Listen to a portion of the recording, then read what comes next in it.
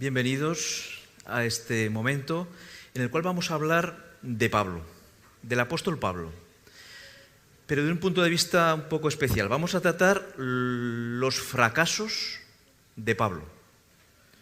Siempre conocemos a Pablo como un magnífico orador que inauguró iglesias, que tuvo un éxito tremendo, que llenó el mundo del cristianismo, pero también hubo fracasos. Hubo momentos en los cuales su predicación no fue admitida, fue rechazada. Momentos en los que en esos llamados especiales de él recibió un no por respuesta. ¿Qué falló? ¿En qué fracasó este apóstol? O tal vez no fueron fracasos. Vamos a examinar 4 casos concretos y comenzaremos con el que es considerado el primer fracaso de Pablo. Ante una audiencia grande, predicar y encontrarse con que nadie respondía. Ninguno. Después, alguno, pero de entrada, después de una predicación muy bien planteada, fracaso total. 0. Es como hacer una gran predicación y no tenemos nada. Vamos a verla, vamos a ir a Hechos 17 y vamos a leerla y a analizarla. Hechos 17, versículos 16 en adelante, encontramos a Pablo en la ciudad de Atenas. Muchos ya conocéis perfectamente lo que ocurrió, pero vamos a leerlo con detenimiento. Mientras Pablo los esperaba, Hechos 17, 16, en Atenas, su espíritu se enardecía al ver la ciudad llena de ídolos. Así, razonaba en la sinagoga con los judíos y con otros piadosos, y en la plaza cada día con los que concurrían. Solo en Atenas se habían quedado en Tesalónica y en Berea sus amigos que le ayudaban, pero allí no podía estarse quieto. Todo ídolos. Si vemos las imágenes de Atenas, ahí está todo lleno de ídolos, de templos, de dioses. Los griegos tienen todo un panteón y en cada rincón de la ciudad se podía encontrar un templo dedicado a un dios. Y él no podía con eso, así que se juntaba, como era costumbre, en las sinagogas con los judíos, pero también él aprovechaba cada día en la plaza y comenzó a hablar. Era una costumbre allí en Atenas, les gustaba mucho escuchar a los predicadores y las personas podían ir allí a la plaza y predicar. Y él comenzó a predicar el Evangelio de Jesús en Atenas. Y ellos lo escuchaban y lo escuchaban con atención y poco a poco lo iban escuchando y la reacción fue la siguiente. Seguimos leyendo y dice: algunos filósofos y epicúreos y estoicos debatían con él. Unos decían: ¿qué quiere decir este palabrero? Y otros: parece que predica a dioses extraños. Es curiosa esta mención. Ellos eran epicúreos y estoicos, dos grandes filosofías de ese momento, y lo que predicaba Pablo les parecía interesante. A algunos les parecía que eran simplemente palabrería, este palabrero, este predicador, pero otros veían en Pablo alguien que tenía una coherencia y por lo tanto lo respetaron. Y le decían: parece que lo que predicas son dioses extraños. Hay los dioses extraños. Eso era un problema en Grecia, porque algunos de ellos que hablaban con Pablo le dijeron: a ver, estos dioses extraños que predicas los vamos a analizar, porque le recordaron la suerte que corrió casi 400 años antes Sócrates. Sócrates murió acusado de predicar a dioses extraños. Fue acusado por un tribunal y tuvo que ingerir cianuro para morir. Y algunos de ellos le recordaron el caso de Sócrates y le dijeron: vamos, al final, es interesante lo que dices, vamos a oírte. A ver cómo sigue pues la historia. Dice, tomándolo, lo llevaron al Areópago y le dijeron: ¿podemos saber qué es esa nueva doctrina que hablas? Porque traes a nuestros oídos cosas extrañas. Queremos, pues, saber qué significa esto. Así pues, estos hombres inteligentes, filósofos, tenían deseo de conocer más. Era un deseo sincero. Ellos querían, si había una nueva luz, ellos querían saberla. Si ellos llegaban a estar de acuerdo con esa luz, querían seguirla. Estaban dispuestos a escuchar y estaban dispuestos incluso a cambiar su forma de ver el mundo si lo que Pablo les decía les convencía. Sinceridad. Así que Pablo tenía una oportunidad fantástica para poder llevar a estas personas al Evangelio. ¿Cómo lo hizo? Con tacto y con cuidado. Leemos en el versículo 22.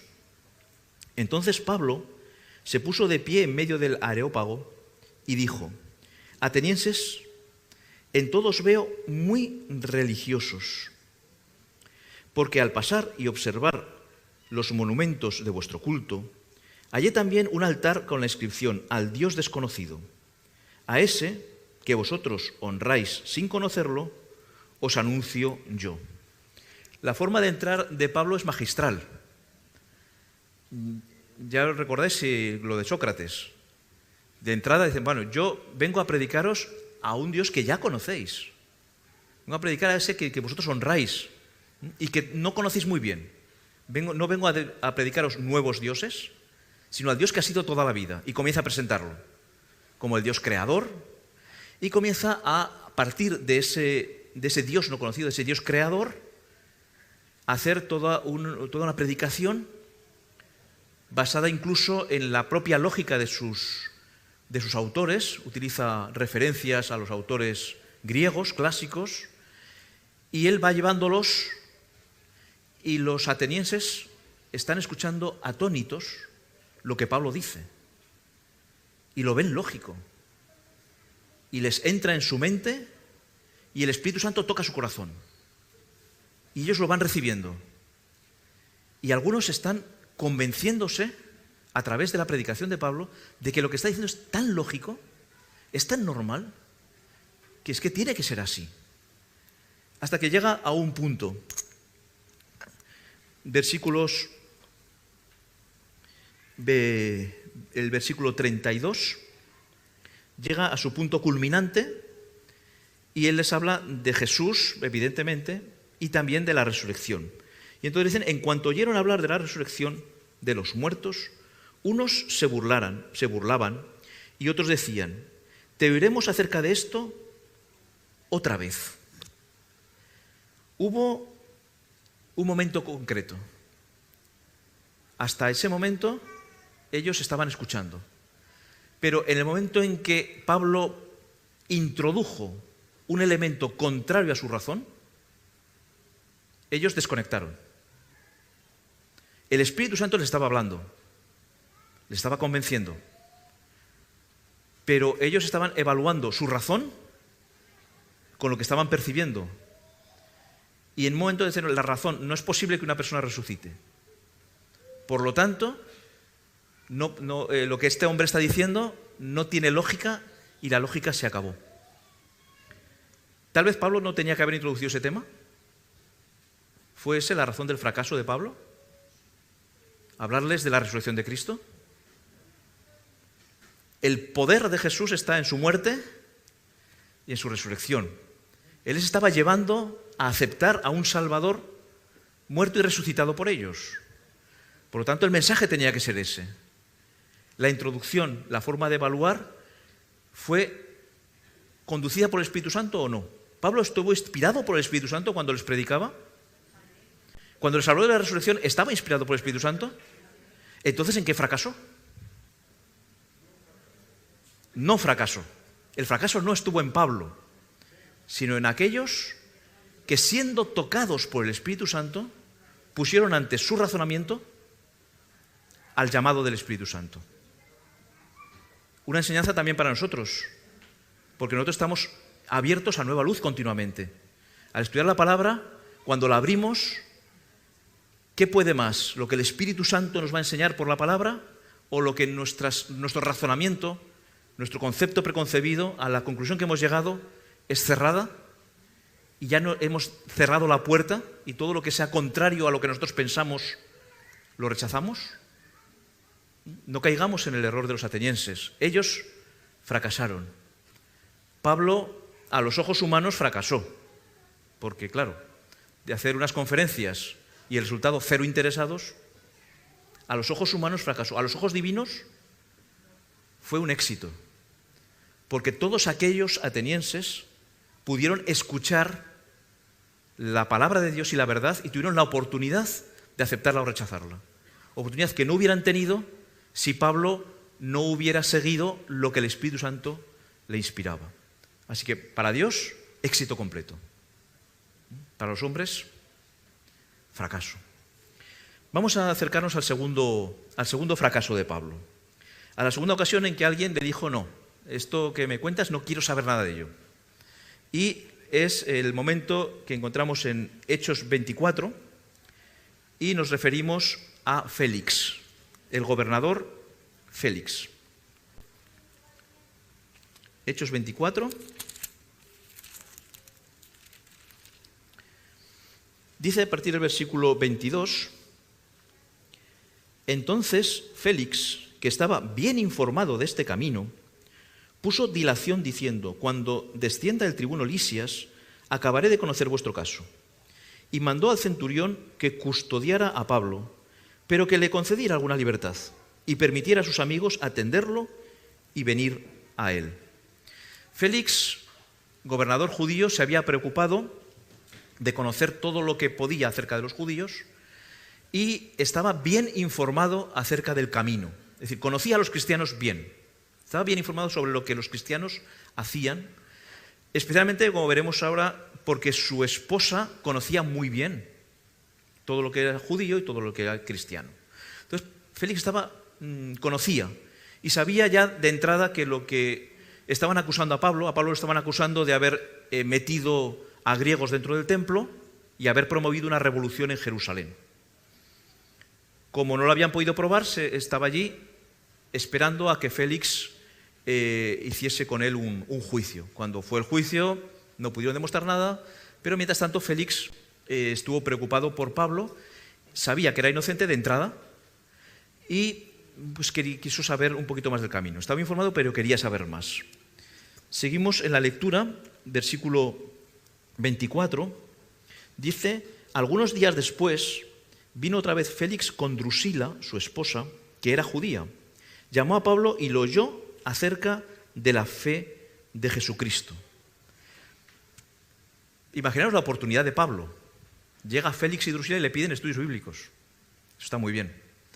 Pero ¿quién era esta Drusila? Drusila era hija de Agripa, el rey Agripa I.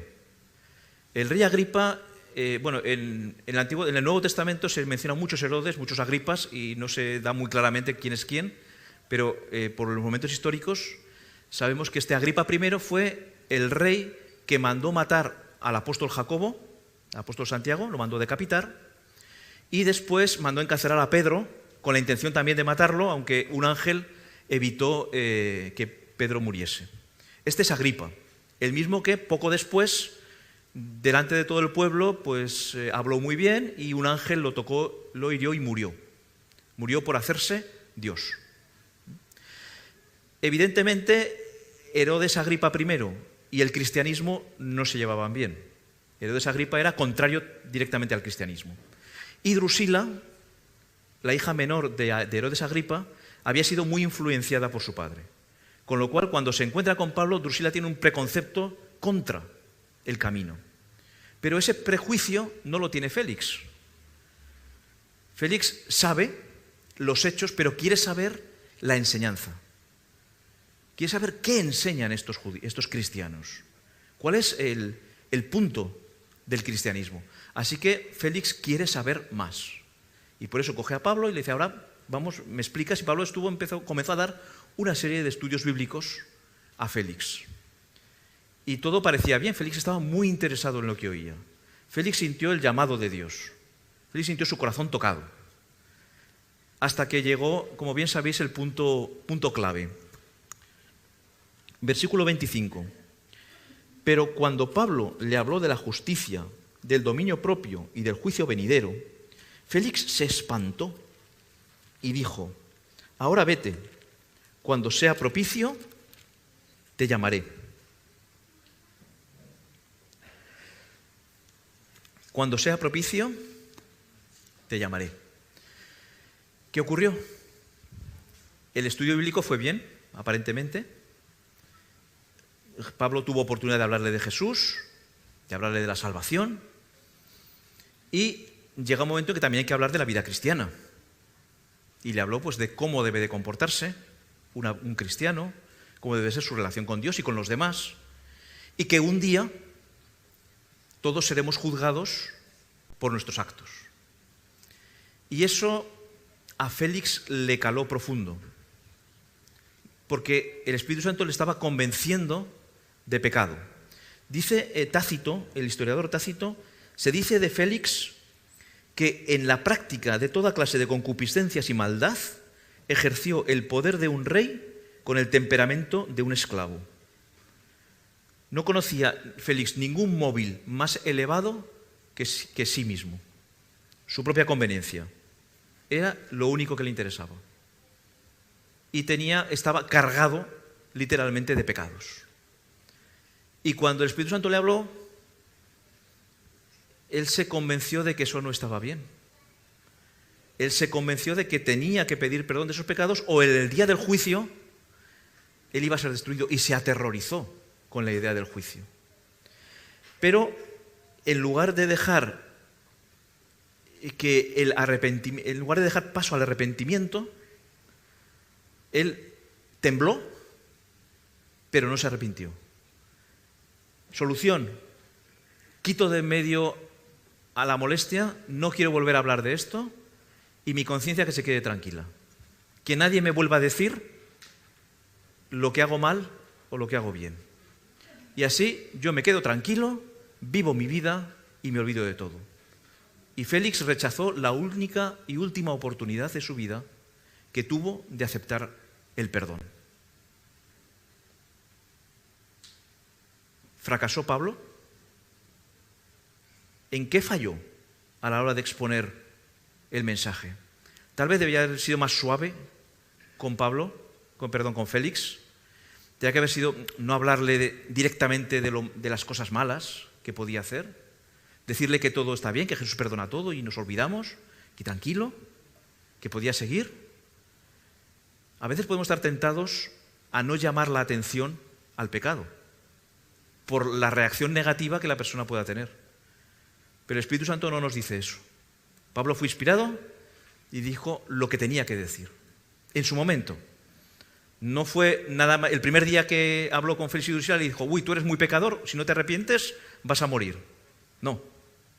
Primero le presentó a Jesús, primero le presentó el Evangelio, y después, en su momento, le presentó la verdad. Debemos dejarnos que el Espíritu Santo nos dirija a la hora de presentar la verdad a los demás. Pero también debemos dejar al Espíritu Santo que cuando nos sentimos mal y llegamos a la convicción de que algo que estamos haciendo o pensando no es correcto, dejar que el Espíritu Santo nos hable y nos lleve al arrepentimiento. Porque podemos tender a decir: no me gusta que este tema que me lo comente, o no me gusta lo que estoy haciendo, pero me olvido, o pienso en otra cosa, me olvido y sigo, y ya. Y me quito esos pensamientos de en medio, no pienso en lo que estoy haciendo mal, y asunto arreglado. Porque el mal sigue siendo mal. Pensemos en ello o no. Debemos de dejar que el Espíritu Santo nos dirija a toda maldad. Así que pues, el fracaso nuevamente lo encontramos en aquel que, oyendo la voz de Dios, que estando convencido de que lo que estaba haciendo no era correcto, no se dejó llevar al siguiente paso y rechazó la voz del Espíritu Santo. Vamos al tercer caso. El tercer caso lo encontramos justo en el capítulo siguiente, capítulo 25 de Hechos, y es el caso del rey Agripa.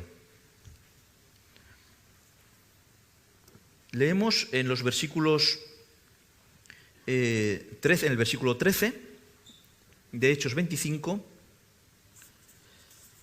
Pasados algunos días, el rey Agripa y Berenice vinieron a Cesarea a saludar a Festo.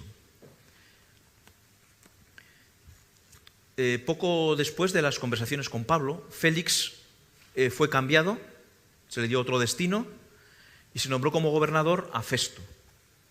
Y Festo, cuando cogió las riendas del gobierno, pues se encontró con un Pablo encarcelado y con ciertas cosas que tenía pendientes.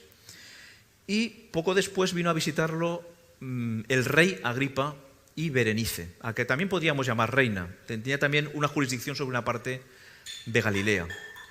Agripa y Berenice eran hermanos y eran hijos del rey Agripa I. Es decir, eran hermanos de Drusila. Eran hijos, por lo tanto, del mismo padre, pero ellos no tenían ese prejuicio de su padre. Agripa y Berenice no habían sido influenciados por esa idea y tenían pues una mente más libre. Conocían el cristianismo, igualmente, por supuesto, el judaísmo, porque ellos eran judíos, y no tenían ese preconcepto. Pasados unos días, leemos en el texto, ellos pasaron bastantes días con Festo, y dice el versículo 14, y como estuvieron allí muchos días, Festo informó al rey el caso de Pablo, diciendo: un hombre ha sido dejado preso por Félix. Cuando fui a Jerusalén vinieron a mí los principales sacerdotes y los ancianos de los judíos pidiendo condenación contra él. Y nos dice el versículo 21, al día siguiente vinieron Agripa y Berenice con mucho aparato y entraron en la audiencia con los tribunos y principales hombres de la ciudad, y por orden de Festo fue traído Pablo. Ellos, cuando Agripa y Berenice escucharon acerca de Pablo, ellos sabían quién era Pablo. Ellos tenían suficiente conocimiento del camino del cristianismo para saber quién era Pablo. No, pues oye, nosotros también quisiéramos oírle, convencidos igual que Festo y que Félix de que Pablo no era culpable de ningún crimen, pero que, claro, había apelado a César y había que mandarlo al César. Y Festo decía: es que parece tontería mandar a un hombre a Roma que lo juzgue el César y no decir de qué se le acusa. Así que, bueno, a ver si Agripa, que conocía mejor, y Agripa decide: pues vamos a ver a Pablo, pero vamos a hacerlo bien. Vamos a dejar claro, porque, claro, Pablo tenía una fama de convencer a todo el mundo. Entonces Agripa y Berenice fueron allí con todo su ornato, con toda su pompa, vestidos con sus galas reales y además acompañados de muchas personas importantes de allí con su boato. Tenían que dejar una imagen ante Pablo de grandeza. Nosotros estamos aquí arriba, tú estás aquí abajo. Venimos para escucharte, pero tú estás abajo, ¿vale? Vamos a marcar bien los límites. Pero corrían un riesgo grave, y es que iban a escuchar a Pablo. Y escuchar a Pablo es un riesgo, porque tú estás seguro de que no te va a convencer de nada, y al final, claro, es Pablo, y lleva el Espíritu de Dios, y a ver quién se resiste a la predicación de Pablo. Y comenzaron a escuchar esa predicación. Vamos al capítulo ya 26, y dice, versículos 2 y 3, Rey Agripa, es como comienza Pablo su predicación, ¿no? O su defensa. Rey Agripa, me siento dichoso de poder defenderme hoy ante ti de todo lo que me acusan los judíos, mayormente porque tú conoces las costumbres y cuestiones que hay entre los judíos. Por eso te ruego que me oigas con paciencia. La introducción está clara. Mira, si, ya que me das la oportunidad de defenderme, yo voy a hacerlo, pero ten paciencia, porque no voy a ser breve, no van a ser 2 palabras. Quiero exponerte para que comprendas bien todo lo que está ocurriendo. Y dice en los versículos 24 y 25, después de que Pablo ha estado hablando de Jesús, ha estado hablando de su propia conversión, ha dado su testimonio personal, al decir esto en su defensa, Festo, a gran voz, dijo: «Estás loco, Pablo, las muchas letras te vuelven loco». Pero Pablo contestó: excelentísimo Festo, no estoy loco, sino que hablo palabras de verdad y de cordura. Hasta ahí todo había ido bien, todo lo habían escuchado, y de repente es interrumpido cuando él está llegando ya nuevamente a la resurrección. Es interrumpido y parado. Y le dice a Festo: no, de loco nada. Yo estoy seguro de que lo que digo es cierto, está bien.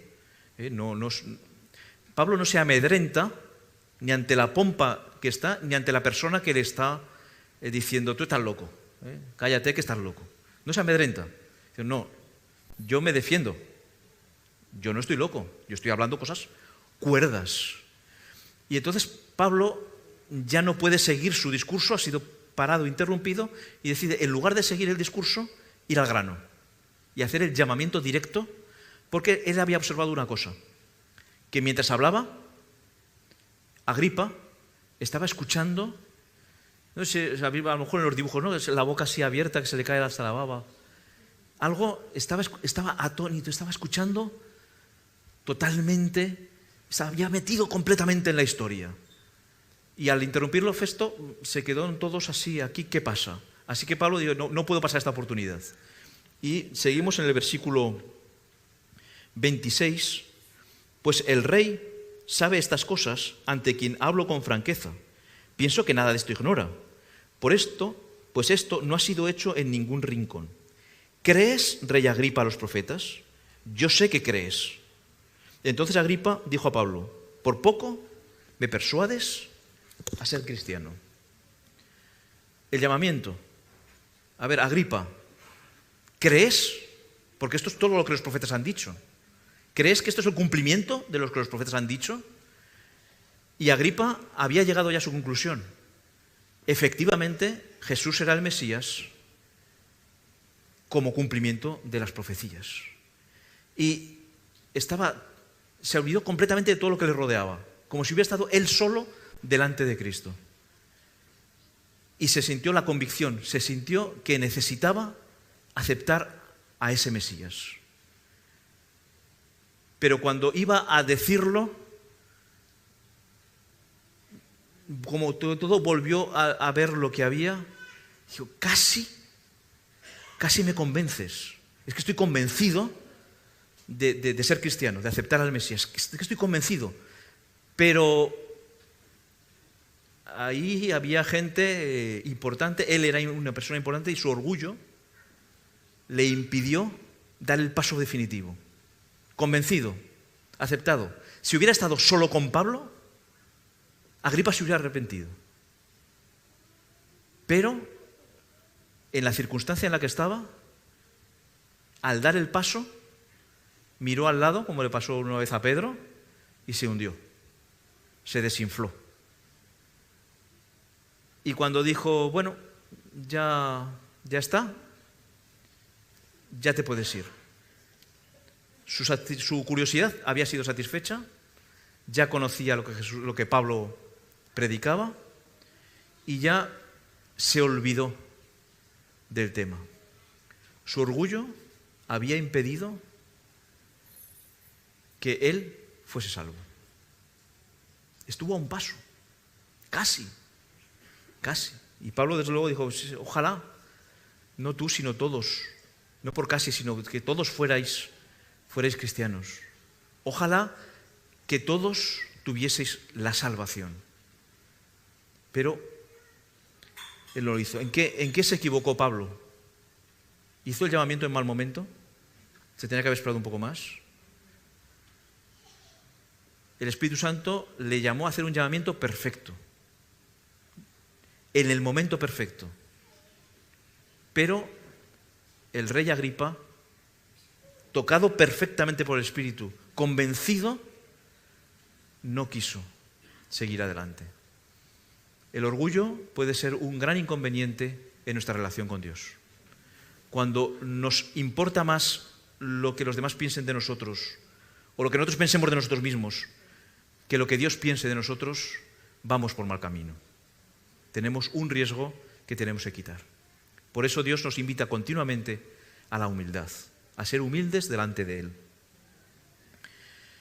Dejamos aquí a Agripa, a Félix, a los atenienses, Y vamos a hablar de un personaje que no encontramos en el Nuevo Testamento, aunque hay una referencia indirecta del momento. Vamos a ir al momento para conocer al personaje. Y el momento lo encontramos en 2 de Timoteo 4. Después de ir al César, después de acudir ante él y ser juzgado, después de pasar 2 años en Roma, en una casa alquilada, como prisionero con unas garantías especiales, él fue juzgado y libertado. Y Pablo hizo su 4.º viaje misionero, que no encontramos en la Biblia, solamente tenemos referencias por la tradición, tal vez incluso visitó España, no sabemos, pero en un momento determinado él fue nuevamente encarcelado. ¿Cuándo? Cuando hubo un problema muy grave en Roma. Hubo un incendio que arrasó con una parte muy importante de la ciudad y las personas importantes pusieron su centro en Nerón. El César Nerón estaba en duda de que tal vez él mismo había sido el que estaba provocando ese incendio para reconstruir la ciudad. Así que Nerón, consciente de estos problemas, buscó una cabeza de turco. Dijo, no, han sido los cristianos los que han provocado este incendio. Y la gente se lo creyó. Y los judíos aprovecharon el momento. Dicen, ahora es el momento. Ahora cogemos a Pablo, lo llevamos a Roma y a ver qué le pasa. Si se vuelve a librar de nuevo. Esta vez la cárcel de Pablo no fue una habitación alquilada donde podía vivir tranquilamente. Esa vez fue una mazmorra. Fue encarcelado completamente. Lo leemos en 2 de Timoteo, capítulo 4, versículos 16 y 17. Vamos a leer un poco antes, versículos 6 y 7. Nos dice el mismo apóstol Pablo escribiendo a Timoteo, yo ya estoy para ser sacrificado. El tiempo de mi partida está cerca. He peleado la buena batalla, he acabado la carrera, he guardado la fe. Pablo se encontraba ya seguro de una muerte próxima. Era consciente de que esta vez el ánimo del pueblo, tanto romano como judío, era tan antagonista al cristianismo y a él como líder principal de esta secta odiosa para los romanos, que no iba a librarse. No obstante, algo ocurrió especial. Veamos los versículos siguientes, versículos ahora sí 16 y 17. Dice Pablo, en mi primera defensa ninguno me ayudó, todos me desampararon. No se lo toméis en cuenta. Pero el Señor me ayudó y me fortaleció para que por mí se cumpliese la predicación y todos los gentiles oyesen. Y fui librado de la boca del león. ¿Qué ocurrió? Pablo es juzgado, él se defiende, él aprovecha ese momento no para defender sus cargos, sino para nuevamente predicar a Cristo. Pablo ve esa oportunidad como una oportunidad más. Dice, ahora resulta que todos los importantes de Roma están aquí y van a oír el Evangelio, que de otra manera no van a oír. Así que aprovechó a hacer una predicación, en realidad, todo un sermón de llamado nuevamente al arrepentimiento, de presentar a Cristo como la luz de la vida, presentar a Cristo como la salvación, presentar la vida eterna que Jesús nos iba a dar. Y él, después de hacer toda esa presentación, en vez de condenarlo, Nerón lo devuelve a la mazmorra. ¿Qué había pasado? ¿Cómo había sido librado de la boca del león? Elena White, que sí menciona este episodio de Nerón, dice así, en su libro Hechos de los Apóstoles, nunca hasta entonces había oído Nerón la verdad como en aquella ocasión. Nunca se le había revelado de tal manera la enorme culpabilidad de su conducta. La luz del cielo penetró en los recovecos de su alma manchada por la culpa, y, aterrorizado, tembló al pensar en el tribunal ante el cual él, gobernador del mundo, habría finalmente de compadecer para recibir el justo castigo de sus obras. Le pasó algo como le había ocurrido a Félix. Tembló pensando en el juicio. Pero hay más. Temió Nerón al Dios del apóstol y no se atrevió a dictar sentencia contra Pablo, pues nadie había mantenido sus acusaciones. Un sentimiento de pavor reprimió por algún tiempo a su sanguinario espíritu. Por un momento tuvo tanto miedo del juicio que no se atrevió a hacer algo más, y es cargar además con la culpa de haber matado al apóstol Pablo. No se atrevió. Pero hay más. Dice también en la White, por un momento se le abrió el cielo al culpable Nerón. Y su paz y pureza, la paz y la pureza del cielo, le parecieron apetecibles. Es decir, que Nerón, escuchando a Pablo, deseó participar del cielo que Pablo le estaba presentando. Él, que tenía toda la tierra, era el señor de toda la tierra, se dio cuenta de que eso no le satisfacía. Y sin embargo, lo que Pablo le estaba ofreciendo le satisfacía, quería tenerlo. Ansiaba el cielo, ansiaba estar allí. Y además fue consciente de que esos pecados tan terribles que él tenía no eran un inconveniente para estar en el cielo, porque había un Salvador que podía perdonarlo. Así que Nerón fue consciente de todo el plan de salvación en la predicación de Pablo y deseó ser salvo, pero solo por un momento. Solo por un momento acogió la idea del perdón. Cuando mandó que se llevasen a Pablo, cuando se cerró la puerta de la mazmorra de Pablo, se cerró también la puerta de gracia para Nerón. Había tomado también su decisión en contra de esa salvación que le apareció en un momento tan deseable. ¿Por qué perdió él la salvación? ¿Por qué no quiso? ¿Por el poder que tenía?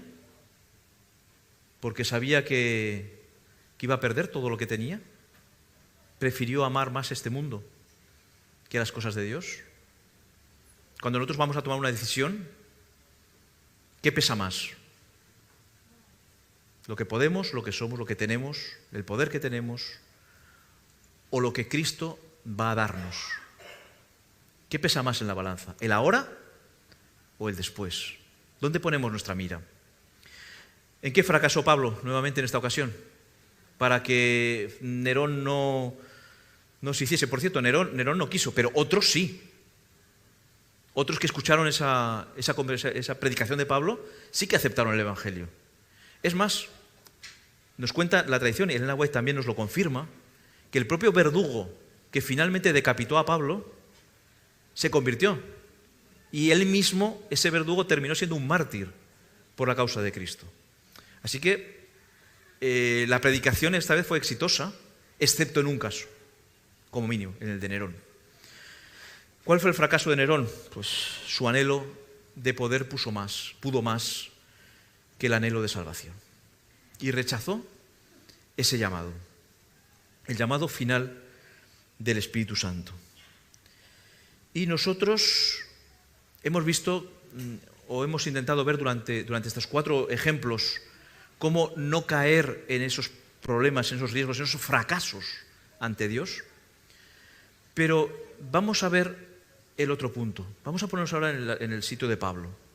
¿No penséis que Pablo se pudiese haber sentido frustrado ante estas reacciones? Imaginaos a Pablo cuando Félix le dice, no, mira, no quiero saber nada, ya te llamaré otro día. O cuando el rey Agripa le dice, casi me persuades. ¿Qué pensó Pablo cuando los atenienses a una se empezaron a burlar de él y dijeron, mira, lo que estás contando no nos va y déjanos tranquilos? ¿Qué pensó cuando Nerón rechazó esa gracia? ¿Qué pensaría él? Quiero que me acompañéis a la segunda epístola de Pablo a los Corintios, 2 Corintios 2, y allí Pablo nos dice algo que nos afecta a nosotros, a todos nosotros, que nos coloca en la misma posición de Pablo. ¿Pablo qué hacía?